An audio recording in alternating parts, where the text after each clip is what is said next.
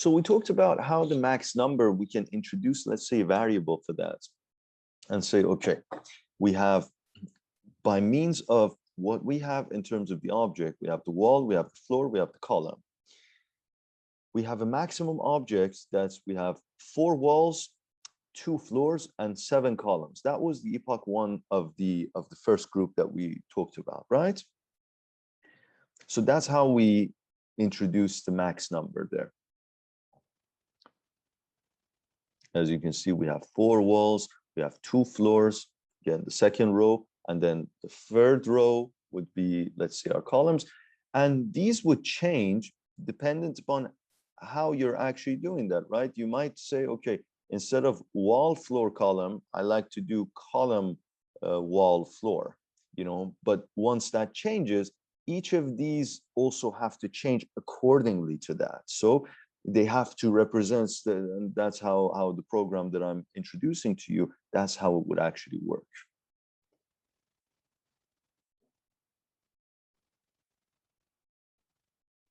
So this is basically the reading STL that I talked about. I'm going to utilize this to be able to say, okay, how can we use the same program that I've provided you, play around with it a bit, and then see if we can improve that for our particular reason, for our particular application.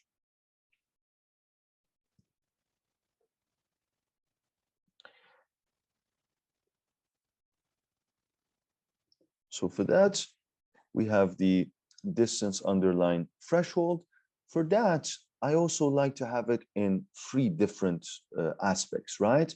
You can choose to put all of it the same, you know, it's no problem. However, dependent upon what errors you would expect from different objects, you might choose to have these a bit differently, right?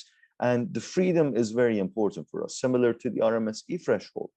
Dependent upon the type of that, dependent upon the type of surface, and we talked about even the variations in the standard deviation that might actually change as well, right? So having that threshold is very important for us. Actually, the way that I do it personally in my work is I have for every point a different distance threshold. So I have an error that you can expect, you know, so that you can use all of these points. And then for every point, I use the particular error associated with that point, which is a bit more advanced. I didn't want to, let's say, bore you with the details of that. Similar with the surface min, basically that surface that we have, we talked about it, that this could be global or local, and the local was surface to surface, global was object to object. So one column would be one object. One surface of a column would be that local for us to identify whether this particular surface is observed or not. And then we can basically have it with different ones. I put the floor a bit low because in the floor we talked about as well. The object that I've represented in the BIM, it is actually a rather, let's say, large object, but I divided the point cloud quite significantly so that you would have a taste of it, but you would not get too caught up in the problems associated with, let's say, computation. So here I'm going to use the same algorithm that I did there in order to be able to introduce various different, let's say, thresholds for different types. So this is what I'm doing here. I'm basically saying, okay, instead of the STZ, I'm just going to use the object. And here I'm going to basically have that for our other basic stuff, such as the coverage, all these types of things. So I'm just going to put that down there and just fix that. I mistakenly copied and pasted that. So that's and one, yeah. And then basically you have to delete the other side as well. But for each and every one of those, I want to introduce that for every iteration, you're going to have a set of objects that you're going to have, right? Because you have one object for every iteration that you're going to do. Because we're going to get every object separately, and we're going to use the ICP for every object, or we're going to use the scan point STL recognition as different types, right? So using this previous code, we can just replace some of these with that. And the reason why I brought that code here as well, instead of doing it from scratch, is so that, first of all, you can understand that a lot of these can be repurposed. Second, so that you can understand what happened in the other code as well, by means of what you're doing here in this particular example, which is we're going to take each and every one of these objects that we have, take it first, read it, perform some sort of, find out what the thresholds are for each object type, and then from that, perform the rigid body transformation.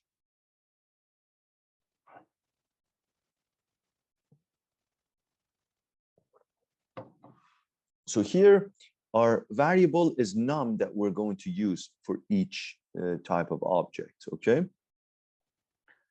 So we're going to basically replace this with num.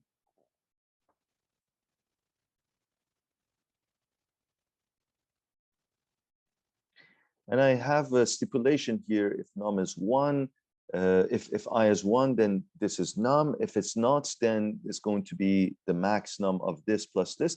This is just for the indexing, because every time, the way that this algorithm works is that here for the first for loop, you're going to see which object class it belongs to.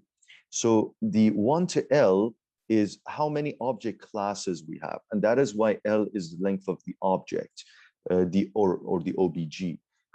We talked about the fact that we have a floor, we have a wall, we have a column. So it's going to be free. So each object class is going to go in the algorithm, it's going to process, and then it's going to basically plug out what we need from that particular object. Because of the way that it's been done, every time that it's going through it, it's going to provide a different story for us. That's why we have to change basically the indexing as a result of that. Every time is going to be, okay, the first class of object, meaning, let's say, we had walls there, it's going to take the walls. Then for the walls, it's going to perform all of these, find the object, find the coverage fraction. You can have, of course, the rotation translation, which I'm going to talk about as well later. And that's basically how you're going to be able to perform that.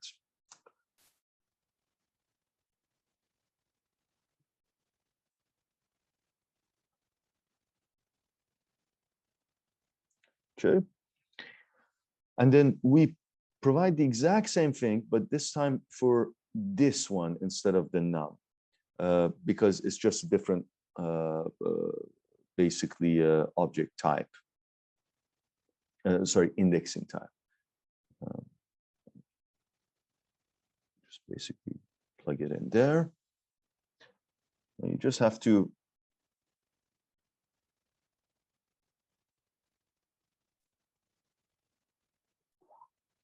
utilize that. And then now I'm going to put each and every one of these basically, let's say, thresholds there with respect to the object type that you have. So the dfresh is going to be the distance fresh of I, meaning because the way that we represented it, we said the first class of object has this distance threshold, the second class of object has this, the third one is this.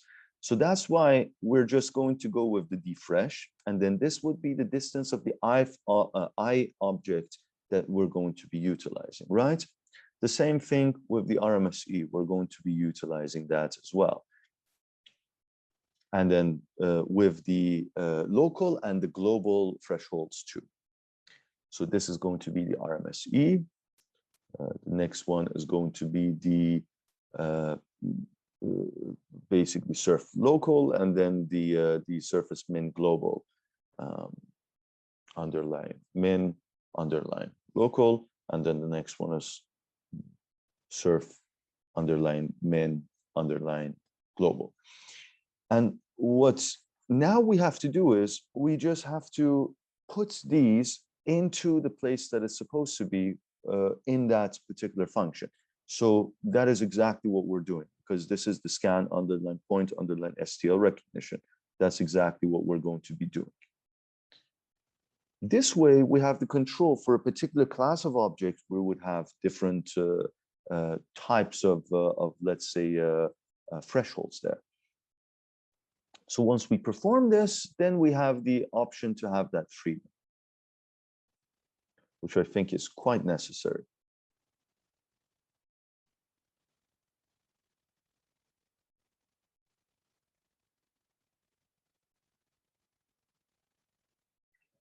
Okay.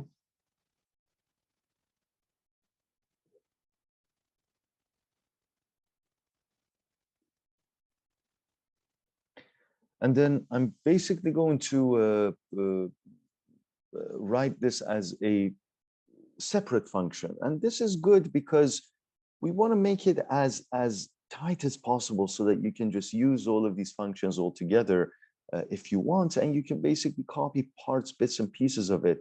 Sometimes when you have multiple functions that are going and trying to search for it, it might not be necessarily efficient computationally, but in my opinion, it is a good way, at least for research purposes and for your understanding, to be able to do that in this manner.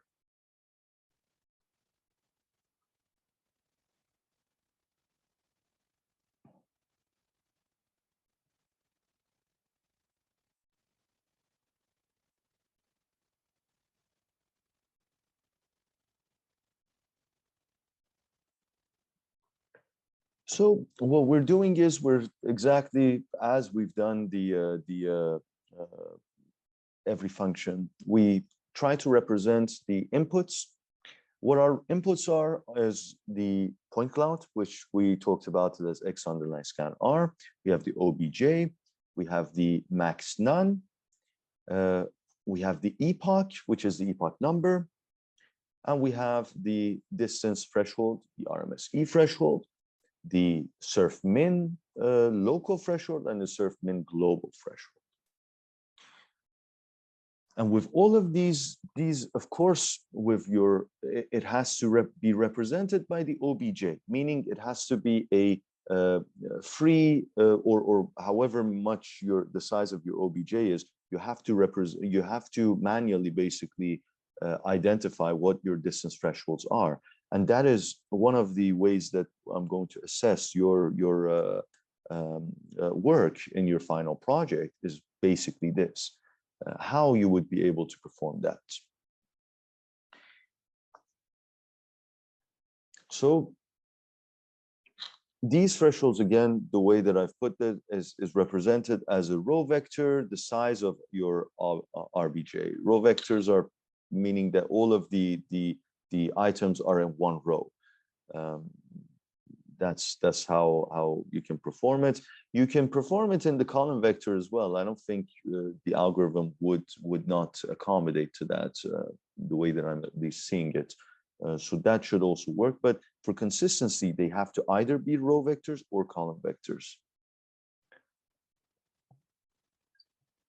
So the output is what that particular object is. Is that object determined? Is it not determined? And then basically how you would be able to see whether the coverage is there, whether a particular surface is there. All these types of things, they're quite important for us. You can also add the rotation and translation, so that then you can add another threshold, which is whether an out of tolerance exists or not. And this is something that I'm going to discuss with you later on after this session.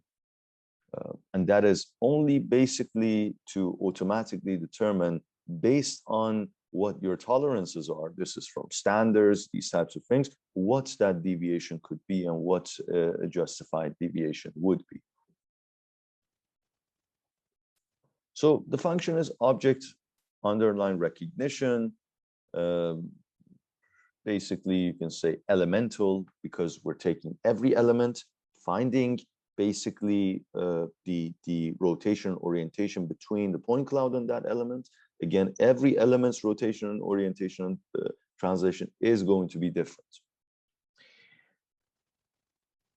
So this is X underline scan R, and the rest of basically these inputs. You have the RBJ, OBJ, you have the max num, you have the epoch, you have the this threshold, you have the RMSE threshold, surface min, all these types of things. Basically put it one by one there. And the first part is basically we want to do that reading actually inside of that, so that this way we don't do it outside and then copy the function. Just do it all in the one function there, just for practicality and simplicity.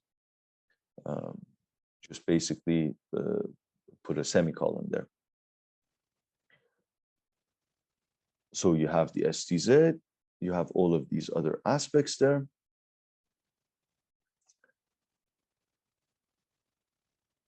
And then you use that.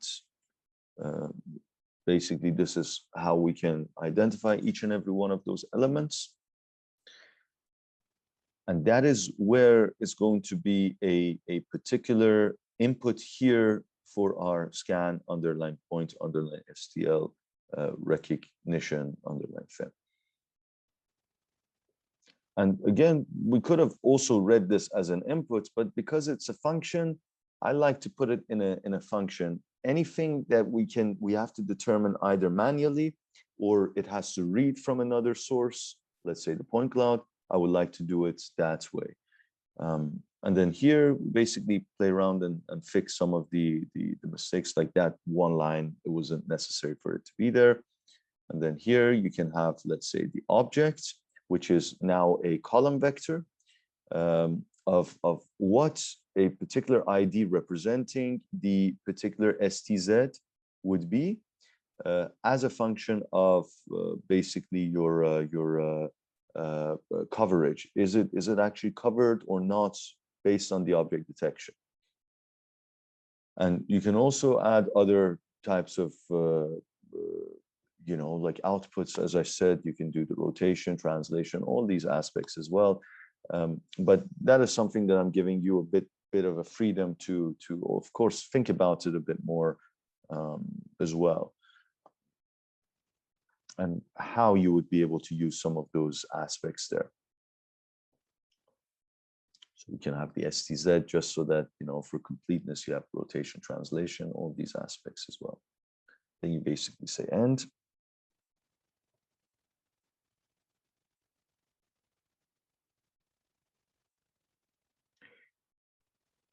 And then what you would want to do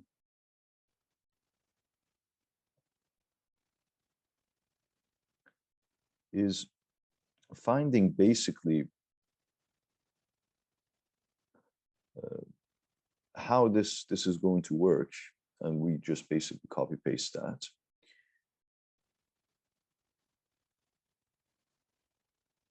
And instead of OBJ, we have the OBJ, we have all of these aspects. We've already defined it. If we didn't define it, we would have to define it once we do that. And of course, our X underline scan R. Then we just let it do it.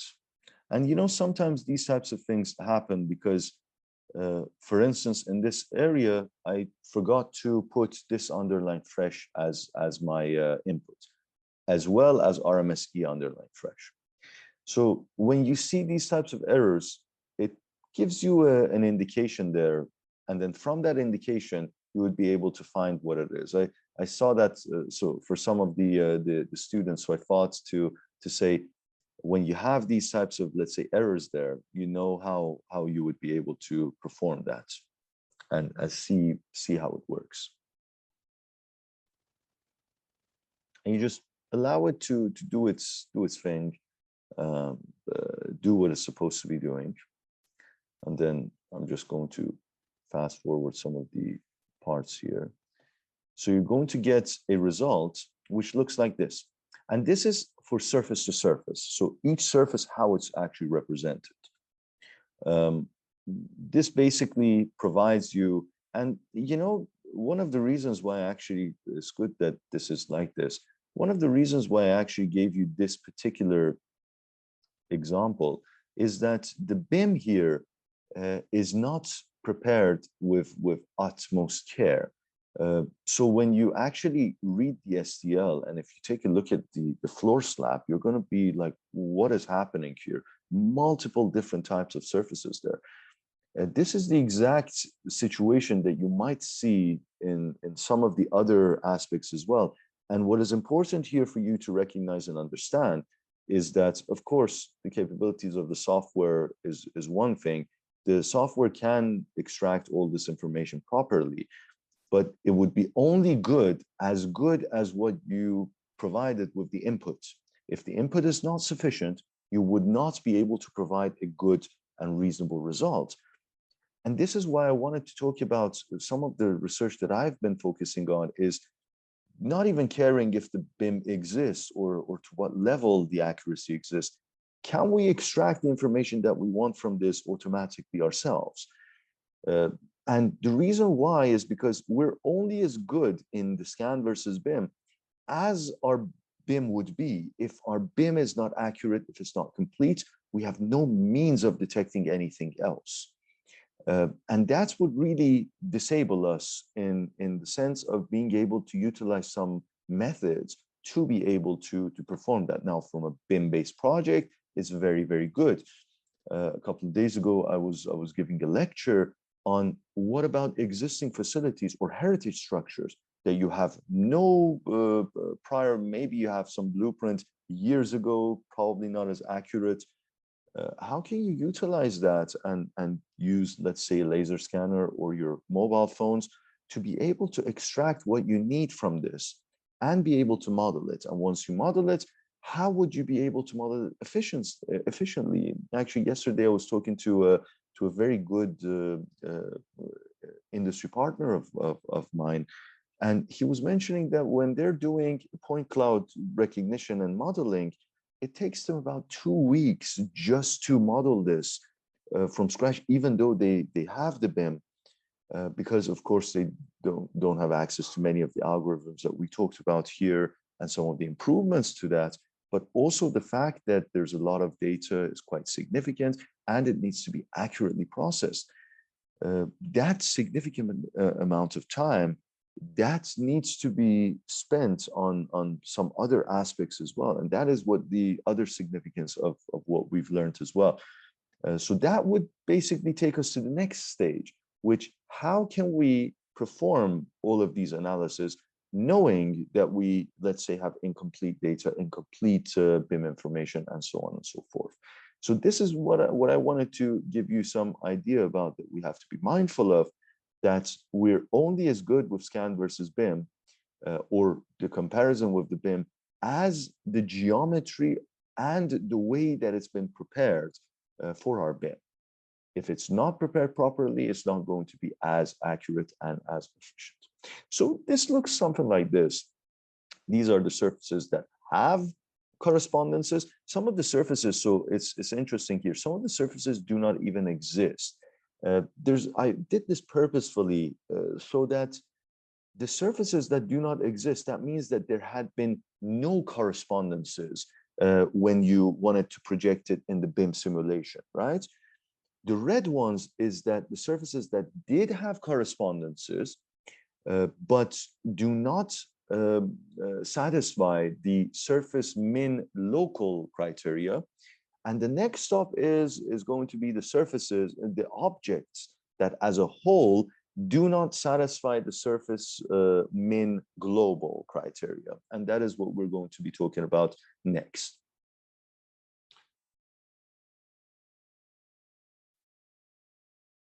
So this is basically, I'm just going to take that off so that we have some idea of how things look. So if you see some objects, some surfaces that do not exist, that had been there purposefully, I thought to myself, either we can color it or just not, even provide it there, which I felt not providing it would provide a bit more of a bit less of a cluster in terms of the overall parts of it. So these are the objects that had been recognized and identified. So only three of them had been satisfying the surface min global criteria that we had. That means that the surface min global criteria that we had, 0.6, 0.1, 0.7, are quite high, at least for, let's say, the majority of the walls and the majority, actually all of the columns. 0.7 has been quite significant. So what we need to do is we need to, let's say, play around with this and then redo it again. And once we redo it, I want to show you that there's a difference there, and it kind of changes as well.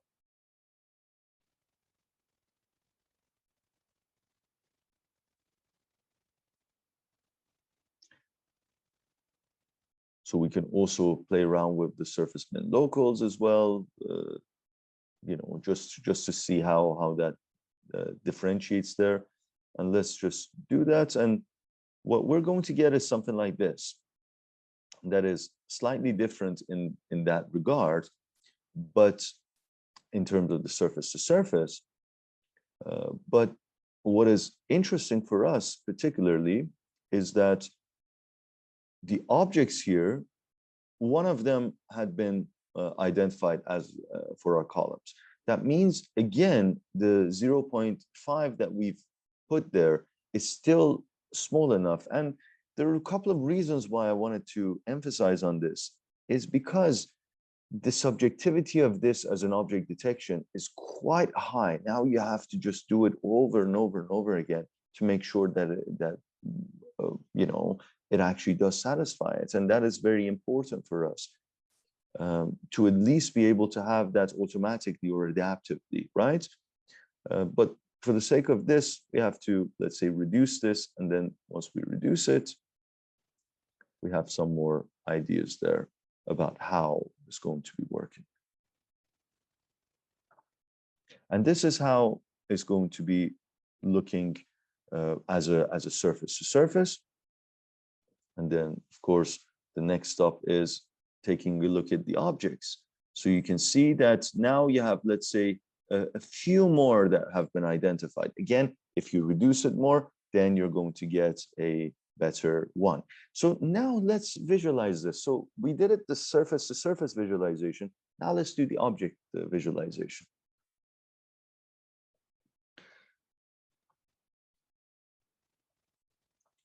Basically, which ones are considered and which ones are not considered? Which ones can we say that are identified and which ones we can say that we just can't identify them? At this point, the dimensional deviations are not something that we're going to visualize. But from the ones that are one here, basically are detected, then we can go and see which ones satisfy the thresholds, which I'm going to talk about that in the next session. I believe that will be more appropriate for that.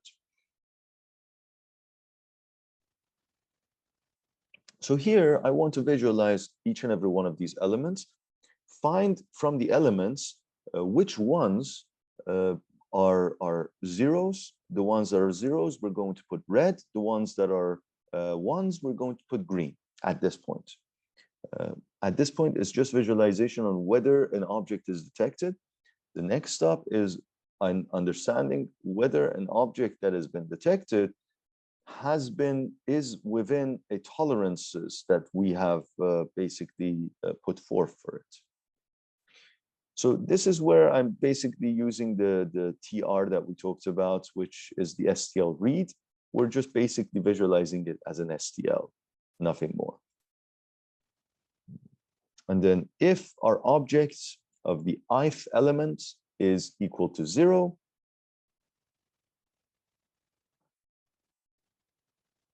or equal to 1 here, we're just putting it as green. So basically, we're going to do the try-surf function. And the way that I like to do is I'm going to say, well, hold it, and then do that, and then basically release it every time. And this, we basically prevent some of the problems that might happen there.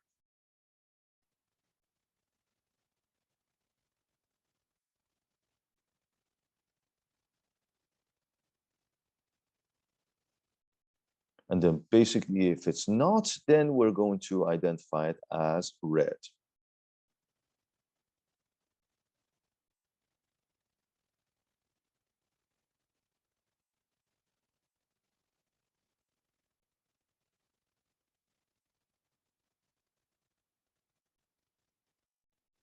And then basically we put it there, and this looks like this. And this is why I talked about with some of the objects being quite weird, is when it was created, the floor and the ceiling, you see there's a lot of STL deviations. That is because there was some problems with how it was created. But now you can see which one of the objects were actually represented and which ones weren't. For instance, this particular slab, it has been identified as existing. This column, this column, this column, and these two walls. But these two walls were identified, were considered as non-existent. This column, this column, this column, and this, the same thing.